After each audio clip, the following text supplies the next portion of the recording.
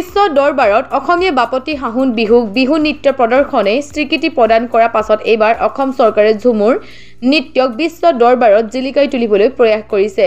ইতিমধ্যে অসমৰ বিভিন্ন প্ৰান্তত ঝুমুৰ নৃত্য প্ৰশিক্ষণ দি আছে। অন্যান্য ঠাইৰ লগতে চৰাইদেউ জিলাৰ মাহমৰা গৰৈমাৰী ষ্টেডিয়ামত মেগা ঝুমুৰ বাছনি তথা প্ৰশিক্ষণ শিবিৰ আৰম্ভ হৈছে। আজি এই প্ৰশিক্ষণ শুভ উদ্বোধন কৰে মন্ত্ৰী তথা মাহমৰা সমষ্টি বিধায়ক যোগেন মহনে। চৰাইদেউ জিলাৰ পৰা ৬,৬০০ শিল্পীক নিৰ্বাচিত কৰা হ'ব। আজি মাহমৰা সমষ্টি অন্তৰ্গত মাহমৰা গৰৈমাৰী ষ্টেডিয়ামত সৰ্বাধিক শিল্পীয়ে অংশগ্ৰহণ কৰে। বিহুক অসমীয়াৰ বাপতি সাহোন বিহুক বিশ্ব দৰবাৰত প্ৰতিষ্ঠা কৰাৰ পাছত বিশ্বত এইবাৰ মেগা ঝুমুৰ অহা ২৪ তাৰিখে দেশৰ প্ৰধানমন্ত্ৰী আমাৰ আদৰ্শবাদী নেতা নৰেন্দ্ৰ মোদী ডাঙৰীয়াৰ উপস্থিতিত এইবাৰ মেগা ঝুমুৰক বিশ্ব দৰবাৰলৈ লৈ যোৱাৰ আমাৰ মাননীয় মুখ্যমন্ত্ৰী ডক্টৰ হিমন্ত বিশ্ব শৰ্মা ডাঙৰীয়াৰ যি অত্যন্ত পৰিশ্ৰম, তাৰ ফলত আজি প্ৰায় ৭,০০০ নাচনী একেলগে ঝুমুৰ নাচিব গুৱাহাটী সৰজা ষ্টেডিয়ামত। আৰু তাৰ কাৰণেই প্ৰতিখন জিলাৰ টাৰ্গেট বান্ধি দিয়া হৈছে। আমাৰ চৰাইদেউ জিলাৰ ৬,৬০০ আমাৰ টাৰ্গেট আছিল, তাৰে আমি মাহমৰা সমষ্টিৰ পৰা ৩০০ আজি আনি ইয়াতে চিলেকশ্যন প্ৰথম উদ্বোধনী দিন। আমাৰ মাষ্টাৰ ট্ৰেইনাৰসকল আছে।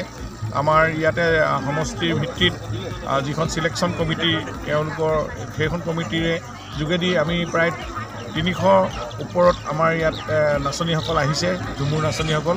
তেওঁলোকক আমি প্ৰশিক্ষণ দিয়া হ'ব আৰু তেওঁলোকক পৰিণত কৰি তোলা হ'ব। ইয়াৰ পৰৱৰ্তী সময়ত তেওঁলোকক যিটো জনেৰেল লেভেললৈ লৈ যোৱা হ'ব ডিব্ৰুগড়ত। তাৰপাছত তেওঁলোকে ইয়াৰ প্ৰশিক্ষণৰ সমাপ্তিৰ পাছত আমি ভাবোঁ তেখেতসকলক গুৱাহাটীতো এদিন আখৰা কৰা হ'ব। তাৰপিছত আমাৰ ২৪ তাৰিখৰ সেই ঐতিহাসিক দিনটোত আমি উপস্থিত হ'ম আৰু সেই ২৪ তাৰিখৰ দিনটোতেই ঝুমুৰাই চাহ জনগোষ্ঠীৰ আপোন সংস্কৃতিৰ পৰিচয় দিয়া, তেওঁলোকৰ লগত লৈ অহা এইটো সংস্কৃতি ইয়াক আজি বিশ্ব দৰবাৰত প্ৰতিষ্ঠা হ'ব। আমি স্বীকৃতি দিব পাৰিম।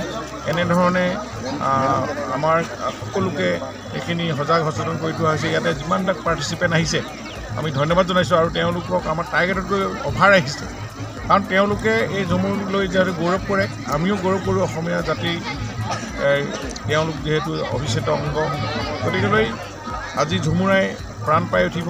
ঝুমুৰৰ যোগেদি আমাৰ চাহ জনগোষ্ঠীৰ সংস্কৃতি পথাৰখন জীপাল হ'ব আৰু তেওঁলোকে নিজক লৈ গৌৰৱ কৰিব পাৰিব। জাতিৰ পৰিচয় তেওঁলোকৰ সংস্কৃতিৰ যোগেদি পৰৱৰ্তী দিনত তেওঁলোকে আগবাঢ়ি যাব পাৰিব। সকলো ফালৰ পৰা ৰাজনৈতিক, সাংস্কৃতিক, ক্ৰীড়া সকলো দিশতে আগবঢ়া এটা জাতি। এই জাতিৰ পৰা আমি বহু আশা কৰোঁ অসমে যে তেওঁলোকে আজি বিশ্ব দৰবাৰত প্ৰতিষ্ঠা হ'ব যে ঝুমুৰাই। তাৰ কাৰণে আমাৰ আজি প্ৰশিক্ষণ, এই প্ৰশিক্ষণত আমাৰ ইউনেস্কোৰ টীম থাকিব। তেওঁলোকে ইউনেস্কোৱে যেতিয়া সকলো ক্ৰাইটেৰিয়া ফুলফিল হোৱাৰ পাছত তেওঁলোকে স্বীকৃতি দিব। আমি ভাবোঁ আমাৰ ৱৰ্ল্ড ৰেকৰ্ড কৰিব ঝুমুৰাই। মই সকলো সমগ্ৰ অসমত ৭,০০০, তাৰ ভিতৰত চৰাইদেউত কিমান আছে?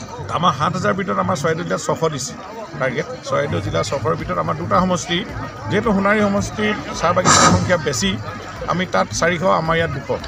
সন্মানীয় মন্ত্ৰী মহোদয় আৰু উপস্থিত বিশিষ্ট অতিথিসকলক ধন্যবাদ জনাই আজি আমাৰ প্ৰশিক্ষণ কাৰ্যসূচী আমি